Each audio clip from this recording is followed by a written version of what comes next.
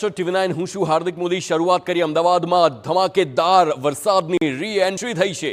શહેરના અલગ અલગ વિસ્તારમાં ધોધમાર વરસાદ અમદાવાદમાં પડી રહ્યો છે। અનેક વિસ્તારોમાં કડાકા ભડાકા સાથે સાંબેલાધાર વરસાદ, રિવરફ્રન્ટ પર ભારે પવન અને વરસાદી જમાવટ જોવા મળી।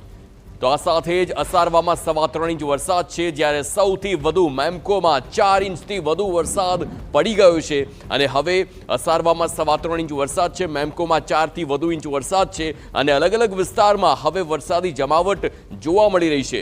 નિકોલની વાત કરીએ, નિકોલમાં 3 ઇંચ વરસાદ છે। આપ અલગ અલગ વિસ્તાર જુઓ અને વિસ્તારમાં વરસાદની તીવ્રતા જુઓ। દુધેશ્વર, કાલુપુર, વિરાટનગરમાં 2.5 ઇંચ વરસાદ, એટલે કે પૂર્વ વિસ્તારમાં જે પ્રકારે વરસાદ છે તેના આંકડા પણ આપ જોઈ શકો છો। અને તેવામાં પણ હવે અમદાવાદ શહેરમાં છેલ્લા 1 થી 1.5 કલાકથી જે પ્રકારે ધોધમાર વરસાદ વરસ્યો છે, આપ આ દ્રશ્યો જુઓ। દ્રશ્યોમાં જોઈ શકાય છે પાણી ભરાવાની શરૂઆત થઈ છે। મીઠાખળી અંડરપાસ બંધ કરાયો છે।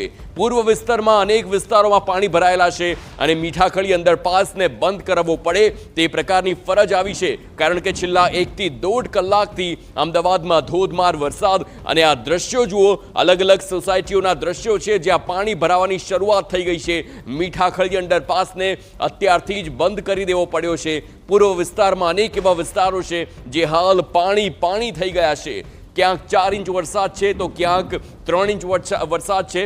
મેમકો હોય, કાલુપુર હોય, વિરાટનગર હોય, આ તમામ વિસ્તાર જ્યાં આપ જે પ્રકારે ધોધમાર વરસાદ પડ્યો અને હવે આ 3 થી 4 ઇંચ વરસાદમાં પાણી ભરાવાની પણ શરૂઆત થઈ ગઈ છે। જેનો ડર હતો એ જ થયું, કારણ કે 1 થી 1.5 કલાક જ્યારે આ પ્રકારે ધોધમાર વરસાદ પડે છે તો પાણી ભરાવાની શરૂઆત થઈ જતી હોય છે। આ તમામ વિસ્તારમાં દર વર્ષની વાત છે કે વરસાદ આવે અને પાણી ભરાય જ, એ તમામ વાહન ચાલકો જે વિસ્તારમાંથી નીકળતા હોય તે હેરાન થાય જ। આ દર વખતની સમસ્યા છે। હજુ તો પાણી ભરાવાની શરૂઆત થઈ છે, હજુ થોડો સમય જશે તો કદાચ એવા પણ સમાચાર આવશે કે અલગ અલગ વિસ્તારોમાં રોડ પર ખાડા પડવાની પણ શરૂઆત થઈ ગઈ છે, કારણ કે આ દર વખતની વાત થાય છે।